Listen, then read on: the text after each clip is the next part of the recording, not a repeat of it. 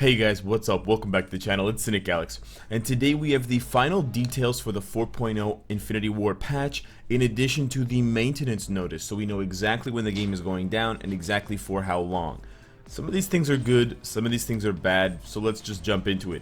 The maintenance notice you can find in-game if you go to your inventory tab, you go to the notice sub-tab, and then you click on the maintenance notice. You'll also get it the first time you open the game, if you haven't opened the game in the past few hours, so it's very easy to find. And then you can see in your local time how long until maintenance. For me, unfortunately, the maintenance time is as soon as my live stream starts for the next 7 hours, so we're gonna have to find some other things to do in the meantime. Just keep in mind, for those of you that are going to check out the live stream tonight, yes, I will be playing the game as soon as it comes up at 2 o'clock in the morning. It's quite late.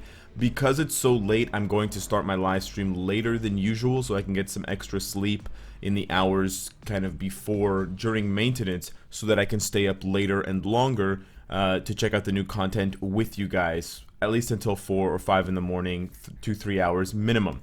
If it's a lot more fun, I'll probably be able to stay up longer anyways.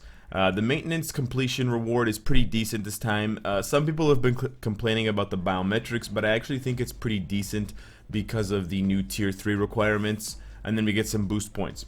So we'll have to see what happens. Keep in mind that last time there was maintenance, and usually maintenance is only 5 hours, but if you guys remember, for the last update there was a huge problem with Android and it got rejected, I guess, from Google Play, and it cost the Android users an additional, I think, 2 or 4 hours of downtime, which is unacceptable. It was a huge kind of stain on an otherwise decent X-Men update, and so I think they're trying to avoid that this time by just having a flat 7 hours of maintenance time. However, I must say, for a mobile game, 7 hours of downtime and maintenance is really long. I'm not really sure why it takes so long. I don't know if it's the game code and the architecture that's just archaic, or just not really conducive to frequent updates with just small changes. Maybe there's a lot of other changes that are going on that make it last so long, or maybe it's the UI changes that are gonna affect it. But I really wish that the maintenance was just a little bit shorter. We're getting onto PC levels here with the 7 hours, and theoretically it only stands to get longer with future updates, especially if it brings a lot of changes, a lot of game content and stuff like that, like game modes. But anyways, let's jump now into the updated patch notes. There's not a lot of changes, but there are some significant changes, most notably the uniforms. And I have to say, for the uniforms in general, they've stayed exactly the same as they were from the leaked Taiwanese patch notes, and that I am disappointed in and with. I really wish that they would think about some of these uniform bonuses and kind of relate them a little bit more logically to the way that we play the game now. Having a cooldown time, for example, of 20 seconds on Captain America's uniform bonus is useless. 20 seconds is just way too long to notice anything happening, and a 3-second immunity with a 45% chance to proc every 20 seconds. All these numbers add together and it just equals garbage. It's just a terrible uniform proc. I understand that they don't want to make his new uniform terribly overpowered compared to his last uniform, so they do have to weigh the pros and cons of these effects, but they can kind of hedge by just giving him a different effect that happens all the time. They just copied and pasted it, but it's a cooldown time of 7 seconds. So now they're making it 20 seconds. I'm not really sure. This is the newest Marvel Now uniform. I'm not really sure what the idea was here. 7 seconds is so much better than 20, and it's gonna make the uniform have to do a lot better for the character in terms of the skill effects, because the actual uniform effect is terrible. And that kind of bad uniform effect kind of follows through for almost every other uniform. Black Widow's uniform is also pretty unsubstantial. The only big change is Graceful Dancer adding 10% dodge. That's decent. They could have gone as high as 20 or 30% dodge. It wouldn't have made a huge difference to the character. So I just don't understand why Netmarble refuses to add larger numbers to characters that it's not going to make OP. You know, who cares if she can cap her dodge rate? It's not going to make Black Widow suddenly one of the top 10 best characters. She's going to need penetration for that. She's going to need revive or some crazy auto heal. So I just, you know, it just doesn't really matter. on the negative end, so why not add it on the positive end? One of the biggest stains, I think, from these uniforms is Bucky's. This is just a terrible, terrible uniform passive. It literally does nothing. It changes one effect on the character, his 4-star passive. And again, I said it before, and I'll repeat it.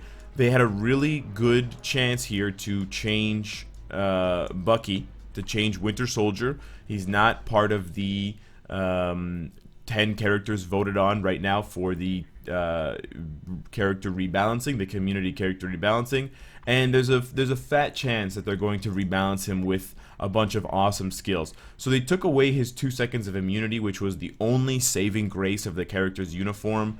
They obviously didn't copy this one because it just summons Captain America. You don't need that. All they're doing this time around is changing his 4-star passive, which is terrible now, 5% max HP, and they're adding super armor to that and 5% all defense. Okay, super armor's nice. 5% all defense is an absolute joke. Again, it's kind of like dodge. They could have given him 50% all defense, and it really doesn't matter that much. You want to know what actually matters? Reduced damage received that you get for more premium characters like Odin, Thanos, Wolverine, etc. Why they don't want to give that to Winter Soldier, I don't know. I'm pretty disappointed in that one. I don't think anyone's going to buy this uniform unless they absolutely have to. Iron Man's uniform looks fantastic. I'm not really sure what it means by shield refreshes by 3% every 1 second. That's something that I just think is being lost in translation, and we're going to have to test that in-game. But this shield sounds kind of like the Extremis armor in a way, so I really like the fact that they tried to give a practical effect to match the kind of literal way that the armor works in the comics and theoretically in the movie. So that will be cool. Again, 5% all defense. I don't understand what's wrong with these really, really, really low numbers. I don't know if they're actually testing these numbers in game, but 5% all defense is nothing. Defense is so undervalued in this game as it is that adding 5% all defense is like saying that you put 5 extra hairs on my head. Is anyone on Earth going to be able to notice that, those 5 extra hairs? Absolutely not. So, yeah, a bit confusing. But on the plus side, Iron Man is getting a much better 4-star passive. So instead of 5% increased energy attack, he's getting bumped to 15%. Again, why they want to give Iron Man such a good bump and actually give him some love, but they really hate Winter Soldier is just confusing to me. But I guess that's just the way it goes. It's going to be this one right here. The devs have a hard-on for certain characters, and they really just don't care for other characters, it seems. Spider-Man's uniform bonus seems kind of lame. Again, it's a 5%, or it's a 5-second effect that has a 35% chance to activate. I hate things like this with a chance to activate. Just activate.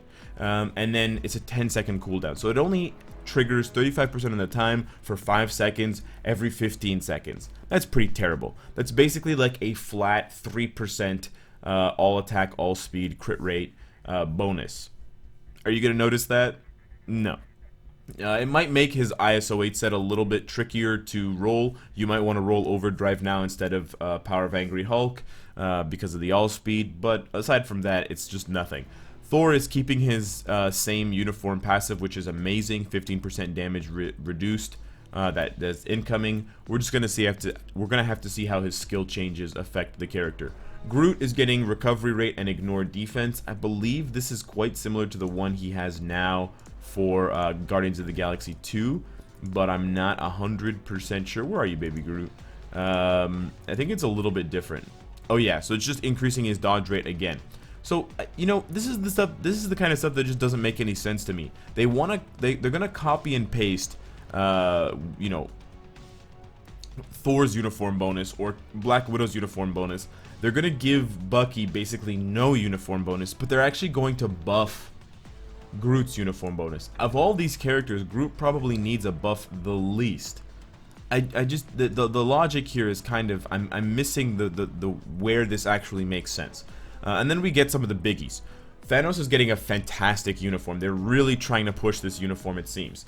He's getting a decreased damage received from hero types by 30%, which is huge. and then he's also getting another flat decrease by 20%. That means that he will take 50% less damage from heroes. This is definitely going to put Thanos back in the conversation, back in the meta for overall characters, especially PvP. He's going to take half less damage from the likes of Jean Grey and others. And if you combo that, let's say, with his high native resistances, he has 50% fire resistance, mind resistance. It's going to make him very strong against a lot of the meta characters, Scarlet Witch and Jean Grey especially. So this is one to look out for, and Thanos might be one of the only defensive juggernauts left in the game with this kind of change. But we already know Blue Marvel has, what, 70% damage reduction, and that still isn't enough. And then they're changing his Mad Titan passive. They're keeping it the way it is with his Secret Wars uniform, which I think is nice. Then Proxima's uniform is actually, I think, a bit of a nerf, and I'll explain why. Instead of having a 30% chance to penetrate plus all of these Shadowland successful effects like shock and a stun, you're just getting a 50% chance to penetrate. Okay, so that technically makes her worse for Shadowland because you don't need penetration very much in Shadowland, if at all, and it makes her slightly better for PvP. Slightly, I mean like 5% better for PvP. It's not going to make her anywhere good enough unless her skills are ungodly and impossible to dodge and full of iframes. Then she'll be like approaching Quicksilver levels of annoyance. Easy to kill in terms of low HP and stuff, but easy to kill you as well. And then finally we have Corvis. 15% physical attack is nice. Increased damage dealt to superhero types by 15%. This is also nice, but he's still going to take full damage from superhero types, so it's kind of tricky. We're going to have to wait and see. He might be a nice 1-2 combo punch with Thanos for a PvP team, so that might be a definite possibility, but we'll have to see how his skills change and how his stats change overall and see how he kind of stacks up. Not a lot of other things have changed, but they've added a couple of key hints here. The world boss entries and used character lists will be reset after the update, so you can get all your world boss and all your world boss ultimate runs in now after the daily reset. You don't have to worry about losing them after the update. I know some people will say don't do them just to be sure, but we're being told. So you can definitely get all 10 runs in. Keep in mind that World Boss Ultimate first clear rewards will be removed and renewed. So if you haven't done any of them and you have any left, well, you only have Corvus Glaive today, I believe, but good luck. That's what you'll be able to do. And then there's not much else added. They added an additional image to talk about the Valor effect, and it's showing the required Valor of 21. I wonder if that is just a recommendation, because the wording makes it sound like it's a recommendation, but then on the page it says required. So I'm not sure if that's just a lost in translation kind of switch of words, but just to be clear, guys, required means it's a hard cap. If you don't have 21, if you don't have 21 Valor, you cannot complete or even fight this stage, even if your characters are powerful enough to beat her. Recommended is a soft cap. It's telling you that this is a good idea, but it's allowing you to go in with less Valor. So we'll have to wait and see whether it's a hard cap on Valor or a soft cap. That might make things a little bit more complicated. That will technically slow the progress of whales and super powerful accounts like mine, which I don't know if that's a good thing, to be honest, but we'll just have to wait and see. There's nothing else that they've added. I think they've just clarified more definitely that only Captain America is getting his tier 3 with this update, which means they don't have any other tier 3 skills designed for other characters, which is fine. And then they just go through everything else as normal. And I think they made a slight change to the legendary battle, but I can't tell exactly what it is. I don't think they changed any of the rewards, which is the most important part. They might have changed some of the conditions or some of the rarities on some of the uniforms, but honestly I didn't have time enough to compare them. They're going to be adding in the Tony Stark supply chest, and they also mentioned that they're going to add the reward rates later, so that might be a sign that you want to hold off if you don't like low rates of success for certain items. Who knows, if there's like a 1% chance to get a Mega 6-star rank up ticket, that might be a bit of a bummer in hindsight for people that buy that and then find out later. But those are the only changes that they've made to the patch notes and additions. So we're going to have to wait to see what else is coming in part 2 and hopefully we can cross our fingers for some extreme game mode changes to stuff like Alliance Conquest and Timeline Battle. So let me know what you think of the uniform bonuses and the other changes to the patch notes. Let me know how hype you are for this update. I will have another video out shortly discussing the details of my live stream for this event specifically, so you guys don't miss that. Subscribe if you enjoy the content and you want to support me. Hit the bell if you don't want to miss any of my content. And of course, if you like what you see, I hope to see you again tomorrow. Take care.